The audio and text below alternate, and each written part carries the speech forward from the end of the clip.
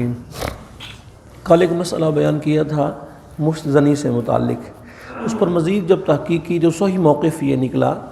کہ اگر مشت زنی کے ساتھ انزال نہیں ہوا تو روزہ برقرار ہے، اگر انزال ہو گیا تو روزہ ٹوٹ جائے گا، لیکن اس پر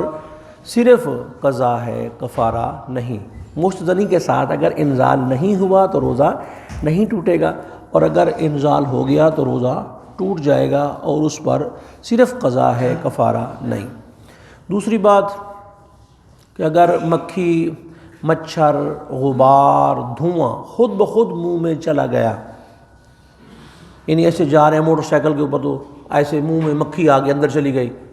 دھواں اندر چلا گیا، غبار اندر چلا گیا، روزہ برقرار ہے، نہیں ٹوٹے گا۔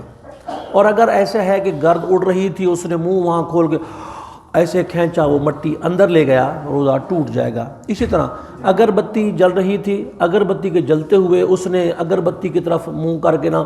ایسے سونگھا اور اگربتی کا دھواں اندر لے گیا خود، تو روزہ ٹوٹ جائے گا۔ لیکن اگر ایسی اگربتی جل رہی ہے جیسے عام بندہ حالت میں بیٹھا ہے تو دھواں چلا گیا تو کوئی حرج نہیں، دھوئیں کو کشید کرنا، کھینچنا، ایسے مٹی ہے تو اس کو بھی ایسے خود کھینچنا، ویسے اپنے آپ چلی جائے تو اس پہ کوئی حرج نہیں۔ اسی طرح اگر کھنکھارا منہ کے اندر کھنکھارا اور کھنکھار جو ہے وہ اندر نگل گیا تو روزہ برقرار ہے، ٹوٹے گا نہیں۔ اسی طرح منہ کے اندر اگر تھوک جمع ہو گیا، جس طرح تھوک جمع ہو جاتا ہے، جمع ہو گیا اور اس کو اندر نگل گیا تو روزہ برقرار ہے، روزہ ٹوٹے گا نہیں۔ اور قرآن کریم فرقان حمید کی چونکہ تلاوت اس ماہ مبارک میں ہوتی ہے تو سجدہ تلاوت کیسے ادا کیا جائے؟ تو سجدہ تلاوت جب قرآن پاک کی آیت تلاوت کی آیت تو اس کو فوراً کرنا چاہیے، کیا پتہ موت آ جائے تو سجدہ لازم رہ جائے۔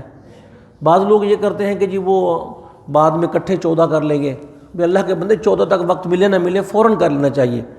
تو قرآن پاک کو بند کر کے کھڑے ہو جائیں، نیت کر کے سجدہ تلاوت کی اللہ اکبر کہہ کے سجدے میں چلے جائیں، تو کم از کم 3 بار سبحان ربی الاعلیٰ، سبحان ربی الاعلیٰ، سبحان ربی الاعلیٰ 3 بار، 5 بار بھی کہہ سکتے ہیں، 7 بار بھی کہہ سکتے ہیں، پھر اللہ اکبر کہہ کے کھڑے ہو جائیں، بس یہ سجدہ تلاوت ادا ہو گیا۔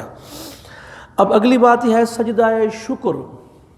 شکر، یہ بازیں نشین کر لیں۔ سجدہ شکر کہتے ہیں کوئی اللہ پاک نے نعمت عطا فرمائی، اولاد نہیں تھی، اللہ نے اولاد عطا فرما دی، کام کہیں پھنسا ہوا تھا، اللہ نے فضل کیا، وہ ہو گیا، امتحان دیا ہوا تھا، اس میں کامیاب ہو گیا، کوئی بھی خوشی کی خبر اس کو ملی تو سجدہ شکر ادا کرنا۔ سجدہ شکر کا وہی طریقہ ہے جو سجدہ تلاوت کا ہے، اللہ اکبر کھڑے ہو کے کہتا ہوا سجدے میں جائے، تسبیح کہے پھر اللہ اکبر کہتا کھڑا ہو جائے، نہ اس میں کان تک ہاتھ اٹھانے ہیں، نہ ہاتھ باندھنے ہیں، کوئی بھی اس میں مسئلہ نہیں ہے۔ ایک ہوتا ہے بے وجہ سجدہ کرنا، یعنی نہ قرآن پاک کا سجدہ ہے، نہ کوئی شکر کوئی نعمت کی، ویسے ہی سجدے میں گرا ہوا ہے، نہ اس کا ثواب ہے تو نہ یہ ناجائز ہے، بس بے وجہ سجدہ کرنا، اس کی وجہ کوئی نہیں ہے، ویسے سجدے میں گرا ہوا ہے تو اس کا نہ ثواب ہے اور نہ ہی ناجائز ہے، تو جا سکتے ہیں اس میں دعا بھی کر سکتے ہیں جو اس کا جی چاہے۔ اب اسی طرح اگر صبح اس نے کی ہے تو جنبی تھا، ناپاک تھا، اس پہ غسل کرنا لازم تھا، تو کیا کرے؟ اسلام کہتا ہے کہ ٹائم اگر اس کے پاس ہے تو پہلے تو غسل کر لے، اگر ٹائم نہیں ہے، تھوڑا ٹائم ہے، تو پھر کلی اور غرغرہ اچھی طریقے کر لے اور ہاتھ منہ دھو کے وہ سحری کر لے اور اس کے بعد جو ہے وہ غسل کر لے، کوئی مسئلہ نہیں ہے۔ اور اگر روزے کی حالت میں ایسا ہو گیا، غسل کرنا لازم ہو گیا، تو اس میں غرغرے میں مبالغہ نہیں کرنا، منہ پانی نہیں۔ کیوں؟ اگر غرغرے میں کیا پانی اندر چلا گیا تو اس میں بھی 2 موقف ہیں، اگر اس کو روزہ دار ہونا یاد ہے تو روزہ ٹوٹ جائے گا، اگر روزہ دار ہونا یاد نہیں ہے تو روزہ نہیں ٹوٹے گا، تو غرغرے کی صورت میں اب اس نے غرغرہ تو کر لیا، روزہ بھی رکھ لیا، لیکن سارا دن سویا رہا بیڈ روم میں،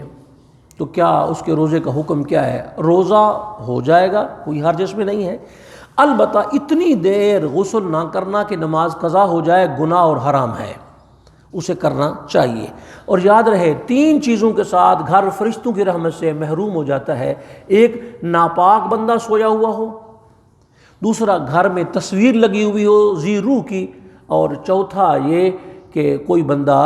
جو ذی روح کی تصویر ہو گھر کے اندر، اور ناپاک انسان جو ہے وہ گھر کے اندر سویا ہوا ہو، تو اس گھر کے اندر اللہ تعالیٰ کی رحمت کے فرشتے نہیں آتے۔ اللہ پاک ہم سب کو عمل کی توفیق عطا فرمائے۔